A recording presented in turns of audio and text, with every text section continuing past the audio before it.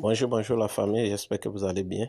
Donc, nous voulons juste montrer à travers la courbe d'évolution du Bitcoin depuis un certain temps pour montrer que ce qui se passe actuellement n'est pas nouveau, que par le passé, cela s'est produit. Donc, il n'y a pas de raison à s'inquiéter, il n'y a pas de raison à douter des crypto-monnaies.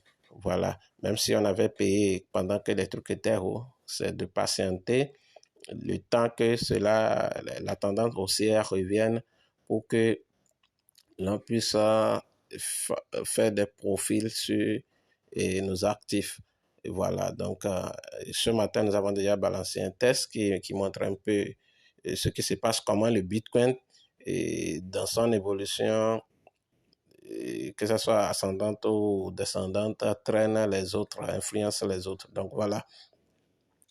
Ici, vous allez voir, et on revient en 2013, et précisément le 29 avril, vous voyez, le 29 avril 2013, le Bitcoin était à 134,44 $. Et voilà, et ça évolue. Bon, on va aller regarder. Ça atteint un ATH, et son premier ATH le 13 janvier 2018. Le 13 janvier 2018, regardez, 14 360,15 $. Et il y avait plus de 10 581,11% d'augmentation. Et voilà. Et quand on quitte là, non, oui, voilà, voilà, et voilà, le 20 février, regardez le 20 février aussi, voilà, 14 403,67. Mais ça a commencé par chuter, ça chute. Et regardez, le 29 janvier 2019. Le 29 janvier 2019, ça venait à 3 483,11 $. Alors que regardez, si nous revenons en arrière, voilà, et ici, voilà, nous revenons en arrière au niveau le plus élevé.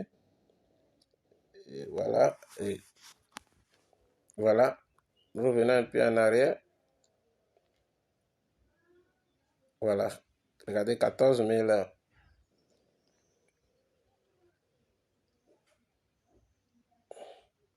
au niveau de 14 360, le 13 janvier, regardez, 13 janvier 2018. Et regardez ici, le 29 janvier 2019. Donc, pratiquement un an. Entre janvier 2018 et janvier 2019, regardez comment le Bitcoin s'est comporté. Là, pour ceux qui n'ont pas regardé, regardez. Voilà, 13 janvier 2018 et 29 janvier 2019, regardez son niveau. Si on va en masse, voilà, en masse, ça a commencé par remonter.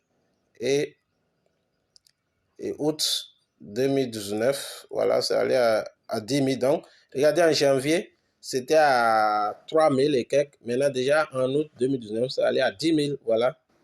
Et ça a chuté encore, ça a chuté, venu à 5 830,25 le 22 mars 2020.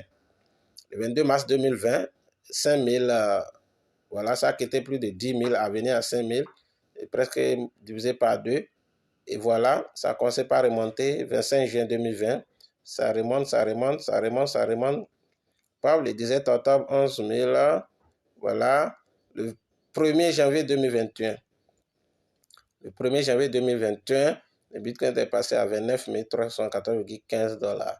Regardez, et ça continue. Voilà, le 6 avril 2021, c'est allé à 58 192,36 $. Et ça a commencé par chuter encore pour se retrouver ici. Et le 10 juin, non, on va. Voilà, pour se retrouver le 21 juin à 33 144,99. Mais regardez déjà ici. Et regardez. Et voilà, on vient. Le sommet le plus élevé, le premier. Voilà, le 1er novembre. Son niveau le plus élevé de l'histoire, c'est le 1er novembre 2021 où ça a atteint 61 289,36 $.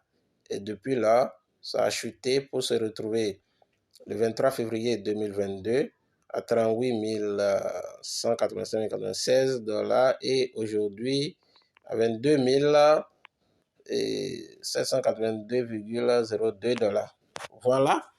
Ça là, c'est juste pour vous montrer comment, c'est-à-dire de 2013 jusqu'à aujourd'hui, comment le Bitcoin a évolué. Vous allez voir que ce que nous observons maintenant, ça s'est passé déjà en 2017, 2018, c'est que 2018-2019, ça s'est passé.